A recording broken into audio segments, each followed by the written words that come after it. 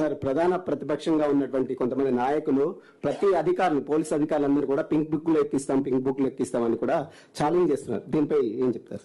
నేను ఆల్రెడీ ఒక TV channel చెప్పినానండి, మాకు pink book, blue, red, white అట్లా ఏముండదు. మాదంతా ఓన్లీ కాకి బుక్ అంటే సిఆర్పిసి, ఐపీసీ చట్టాలతో ప్రకారం పోతాము. ఆ కాకి బుక్ అంటే అన్ని కలిస్తే కాకి బుక్ అవుతుంది. ఇదే మాకు తెలిసిన కలర్ కానీ మిగతా కలర్ సంబంధం లేదు.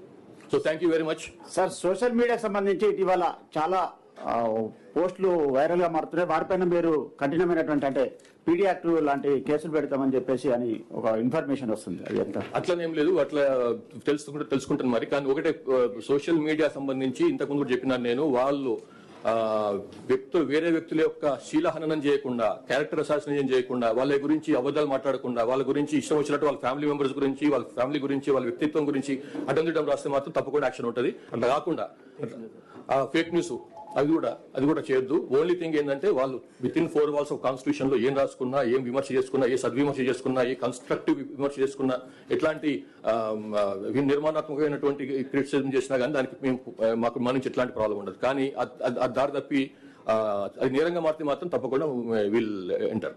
Thank you very much.